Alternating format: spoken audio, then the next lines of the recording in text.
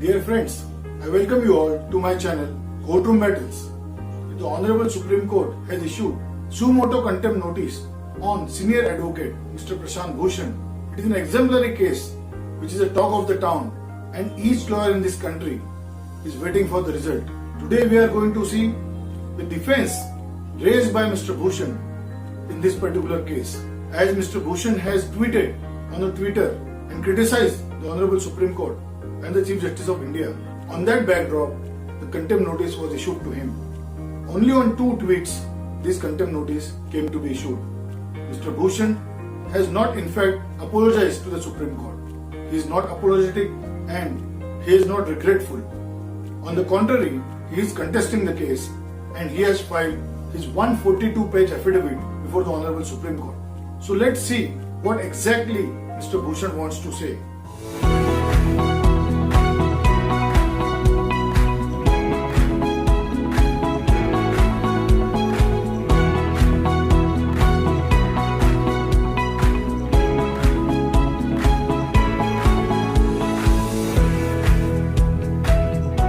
Dear friends, in a tweet, Mr. Prashant Bhushan has criticized the Honorable Chief Justice of India when he was riding a Harley Davidson motorcycle holidaying in Nagpur during the vacation of the Honorable Supreme Court. Mr. Bhushan tweeted that CJI rides a 50 lakh motorcycle belonging to a BJP leader at Raj Bhavan Nagpur without a mask or helmet at the time when he keeps the Supreme Court in lockdown mode, denying citizens their fundamental right to access the justice.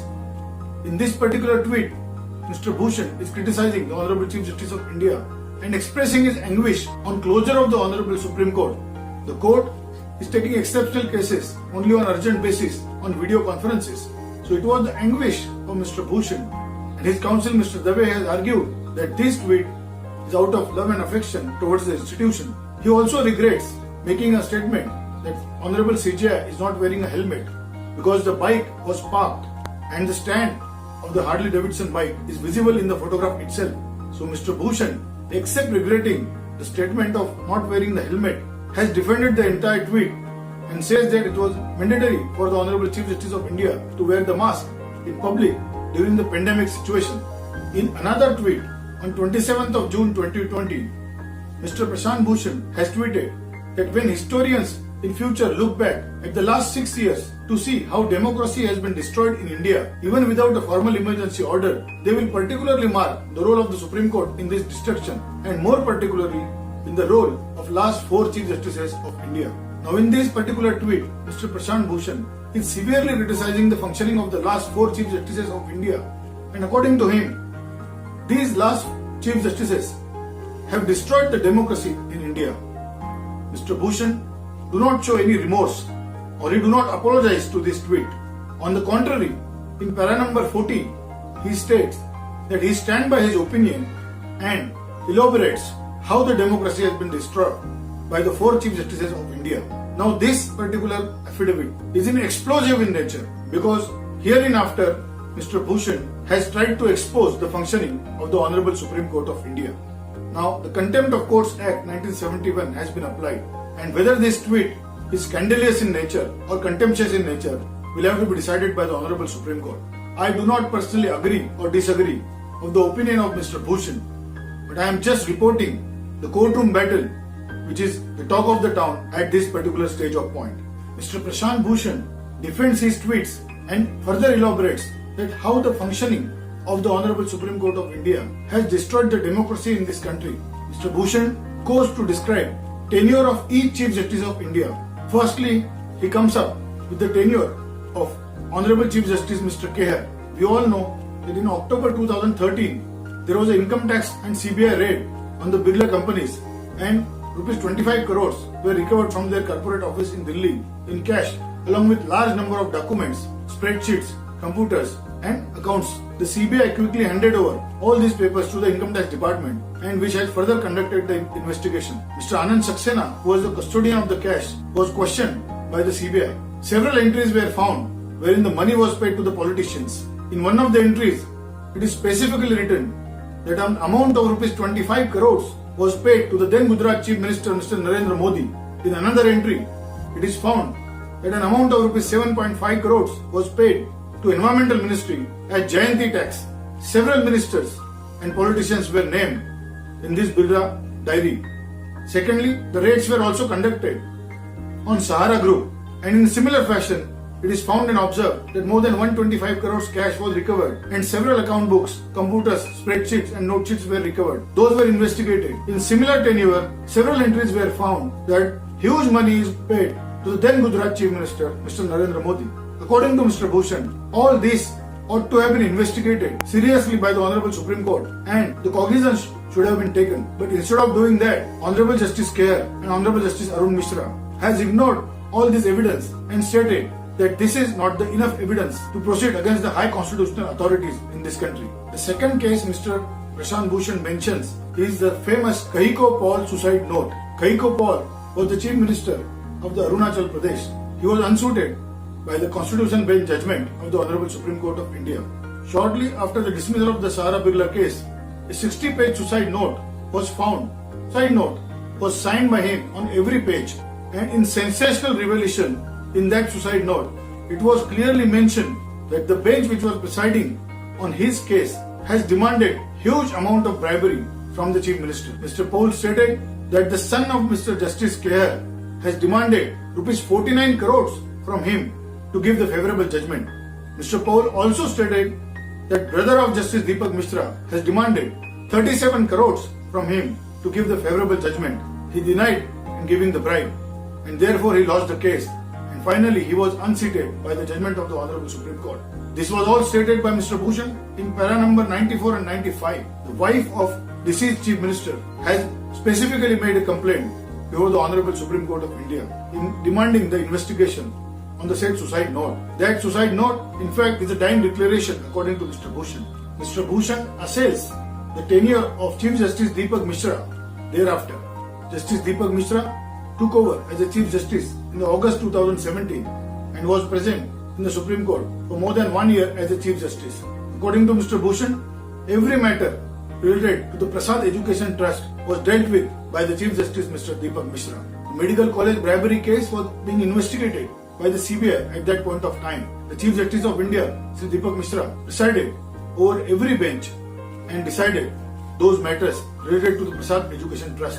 The facts and circumstances which raised reasonable apprehension about the role of Deepak Mishra were elaborately described by Mr. Prashant Bhushan in the affidavit after para number 101. It is clearly stated that one, Mr. Agarwala, who is the middleman, and Justice Kuddesi from the Orissa High Court were being investigated, and there were controversial statements and the evidence available with the CBI. The transcripts of the conversation between the parties was available, clearly stating that huge amount was paid to Chief Justice Deepak Mishra. Those cases ought not to have been dealt by Justice Deepak Mishra, but those cases were dealt with, and Prasad Education Trust received huge benefits out of those cases. It is elaborately mentioned everywhere that there was a corruption in the Prasad Education Trust matters. All other medical colleges were denied admissions, but the Prasad Education Trust specifically got some favors from the Supreme Court of India. Their petition was allowed to be withdrawn and they were told to go to the Allahabad High Court. Thereafter, in one of the cases, Allahabad High Court gave them relief and the judge of the Allahabad High Court was also named as an accused by the CBI. Mr. Bhushan states that the Honorable Chief Justice Deepak Mishra has also committed a mistake by not allowing the CBI to register an offence against the sitting judge of the High Court of Allahabad, Justice Narayan Shukla. According to CBI, enough evidence was available, including documentary evidence, statements of the witnesses, and the transcripts of the conversation, wherein Justice Narayan Shukla has received bribery of crores of rupees to benefit Prasad Education Trust. The permission was not granted to the CBI.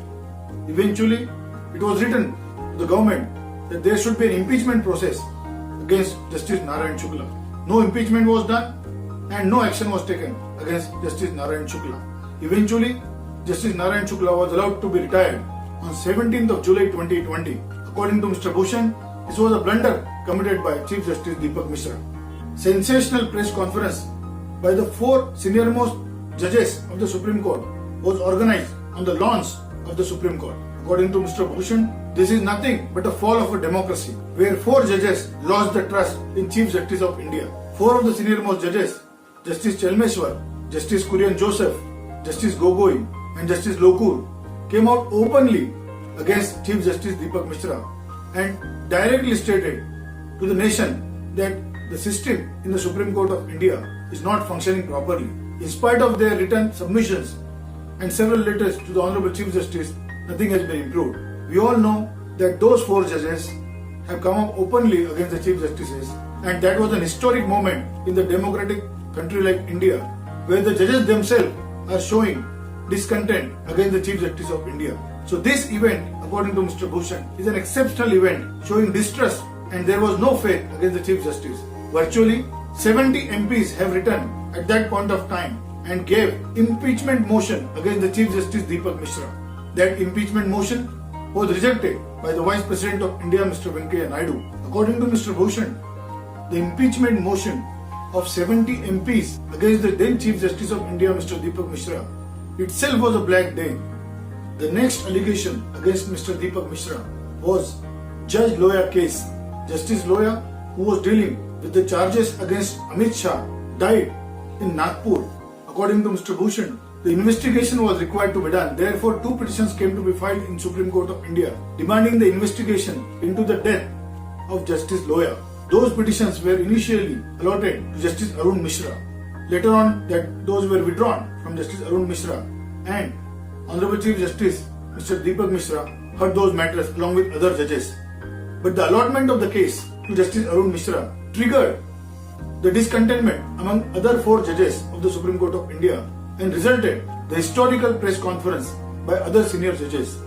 According to Mr. Bhushan, some cases were being allotted to particular judges, and to save the government, these cases were being dismissed. Justice Loya case was heard by then Chief Justice Deepak Mishra with some junior judges, and those matters were dismissed. So even the death of Justice Loya has left several unanswered questions which Supreme Court ought to have been answered. Mr. Bhushan states that in the tenure of Deepak Mishra, Justice Loya case was also thrown into dustbin and no investigations were conducted. Mr. Bhushan then criticizes the functioning of Chief Justice Ranjan Gogoi. Chief Justice Ranjan Gogoi's tenure was also controversial. According to Mr. Bhushan, then Chief Justice Mr. Gogoi started the sealed envelope culture into the Supreme Court of India. The most important case of Rafale was dismissed by the then Chief Justice Mr. Gogoi. He accepted the statements of the government in sealed envelope. The pricing of the Rafale jets was a matter of discussion both inside the parliament and outside the parliament. Defense dealing was controversial as the price of the Rafale jet was hugely enhanced. The then Chief Justice Mr. Ranjan Gogoi accepted the statement of the government in sealed envelope, which was not shown to the opponents or anybody else. In NRC case, Mr. Chief Justice has also accepted those statements into the sealed envelope. So according to Mr. Bhushan, this sealed envelope tenure and culture was brought by Justice Ranjan Gogoi, which was against the democratic principles and against the judicial principles in this country. The next case assailed by Mr. Bhushan is electoral bonds case in the court of Chief Justice Ranjan Gogoi. Mr. Bhushan states that the petition was filed by Association of Democratic Reforms and Common Cause in September 2017, challenging the amendments brought in through Finance Commission of 2016, by which electoral bonds were introduced in this country. We all know, according to the electoral bonds, huge amount can be received by the political parties from unnamed sources. The said matter was challenged before the Honorable Supreme Court. The details of the donors were required to be disclosed. It is necessary in the democratic country like India that the donors to the political parties must be known to the voters. But the donors were required to be handed over in sealed envelope to the Honorable Supreme Court of India, and the names of such donors were never being displayed and not known to anybody. So according to Mr. Bhushan, such sealed envelope culture in electoral bonds matter was also illegal and ought not to have been encouraged by the Chief Justice Mr. Ranjan Gogoi. The next case was Article 370.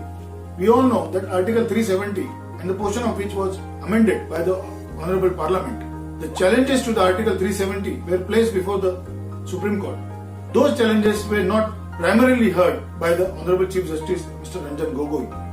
That Article 370 cases are still pending. Habeas corpus petitions. When Article 370 was amended in Parliament, several leaders were arrested and placed into jail by the central government. habeas corpus petitions were filed in Supreme Court of India. Those petitions were required to be heard on urgent basis, but the Honorable Chief Justice delayed hearing of those cases and no relief was granted to those people. So fundamental rights of the Kashmiri leaders was violated in the habeas corpus petitions. Ayodhya case. We all know that Babri Masjid was demolished on 6th of December 1992. According to Mr. Bhushan, the civil suit ought to have been decided in accordance with the Civil Procedure Code. Ram Mandir was directed to be built and Muslims got 5 acres land outside the city. We all know that the temple was required to be built at a disputed land. After admitting the fact that the Babri Masjid was illegally destroyed and demolished by those people. According to Mr. Bhushan, this is an erroneous judgment. Sexual harassment case. Now according to Mr. Bhushan, it was a black day in the history of India where the Honorable Chief Justice of India, Mr. Ranjan Gogoi, was accused of sexually harassing a staff of the Supreme Court of India. The complaint was filed by the lady of Supreme Court. The copy of the complaint was available in public domain.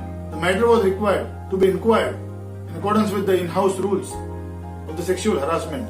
But according to Mr. Bhushan, instead of examining the complaint on merits, Mr. Gogoi himself decided to hear the matter. We all know that no one can be judged into his own cause. So Mr. Gogoi committed a mistake and he appointed thereafter the Committee of Justice Sharad Bobde, which gave clean sheet to Honorable Chief Justice. So according to Mr. Bhushan, this particular complaint and handling of the sexual harassment case by Chief Justice Mr. Gogoi also destroyed the democracy in this country. Quid pro quo appointment to the Rajya Sabha of Chief Justice Ranjan Gogoi. Mr. Bhushan states that immediately after his retirement, within 4 months, Chief Justice Ranjan Gogoi got the nomination of the Rajya Sabha from the Bharatiya Janata Party. Everybody, including Justice Madan Lokur and many legal luminaries, have criticized this offer by Mr. Ranjan Gogoi. After demitting the office of the Chief Justice of India, he ought not to have accepted that post as a Rajya Sabha member. Mr. Bhushan says that the acceptance of this post is nothing but a reward given by the ruling party to the Chief Justice Ranjan Gogoi. The tenure of Chief Justice Sharad Bobde. Mr. Bhushan, in his affidavit, in para 158 onwards, has elaborately described the tenure of Justice Sharad Bobde. Since independence, no other legislation has caused as much protest and anxieties when Citizenship Amendment Act 2019 was introduced by the central government. This act was challenged before the Honorable Supreme Court, but the Chief Justice Sharad Bobde has refused to give urgent hearing to the matters related to the Citizenship Amendment Act. These are all called as CAA cases. According to Mr. Bhushan, the Supreme Court ought to have heard all these matters and the protesters of the CAA ought to have been protected. The Muslim community, particularly in nature, feels that their citizenship is going to be taken away. So the matters were most important, but which were not heard by the Honorable Chief Justice Sharad Bobde. Attacks on universities. On 16th of December 2019, the Supreme Court was urged to take suo motu cognizance of the reports of the police violence against students of Jamia Millia University and Aligarh Muslim University in the wake of ongoing protests against the CAA. The Honorable Chief Justice was reported to have said that the court will hear the matters tomorrow if the violence is stopped. So the Honorable Chief Justice has refused to take up those matters immediately and urgently. According to Mr. Bhushan, this refusal has resulted in death of the democracy. Delhi riots. Delhi witnessed worst riots since 1984, wherein more number of people were attacked and there were riots everywhere.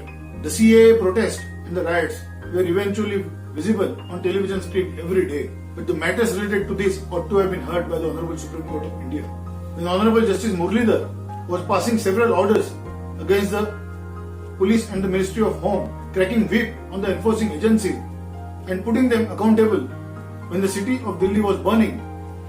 During hearing on 26th of February 2020, on being asked about the inflammatory speeches of the BJP leaders, the Solicitor General stated that he had not watched those videos. Justice Muralidhar has severely criticized the functioning of the Home Ministry as well as the Solicitor General, and he has passed several orders. Justice Muralidhar has also directed the police to register the FIR against the BJP leaders who were giving incriminatory speeching against the Muslims or the other communities. However, in the night of 26th of February 2020, Justice Muralidhar was suddenly transferred from the Delhi High Court and another bench took over the matter and the matter was adjourned for 4 weeks. According to Mr. Bhushan, this sudden transfer of Justice Muralidhar has killed the democracy in this country. Nationwide lockdown and migrant crisis. We all know that on 24th of March 2020, Honorable Prime Minister came on television at 8 p.m. and immediately declared lockdown in this country. Poor persons, laborers and migrants were seriously affected. With the immediate lockdown situation, the entire country was put to shut down for 3 months. According to Mr. Bhushan, the crisis of the migrants and their pain and anguish ought to have been heard by the Honorable Supreme Court of India. The petition related to the migrant crisis was heard on 27th of April, but the Honorable Supreme Court was not ready to give the relief to the migrants. After several requests were made and criticism was faced by the Honorable Supreme Court from the legal luminaries and the entire country, the migrant crisis were dealt with after 3 months, and the suo motu petition was initiated by the Supreme Court, giving certain orders in the matters of the migrants. According to Mr. Bhushan, fundamental rights were violated and the migrants' case ought to have been heard suo motu by the Honorable Supreme Court on day 1 itself. The delay in hearing, the anguish and the sufferings and pain of the migrants has resulted in further killing the democracy in this country. Dear friends, in a sensational affidavit filed before the Honorable Supreme Court of India in the suo motu contempt petition against Mr. Prashant Bhushan, he has elaborated his stand of criticizing the Chief Justice of India and the functioning of the last 4 Chief Justices of India. You have seen the contents of the affidavit. It is up to you to decide whether the Supreme Court of India should punish Mr. Prashant Bhushan or not. I do not agree or disagree with the views of Mr. Prashant Bhushan, but it is absolutely necessary to tell you the truth regarding the affidavit filed by Mr. Prashant Bhushan. If you have liked this video, please like the button, share this video with your friends, and please don't forget to subscribe my channel. Thank you very much. Jai Hind.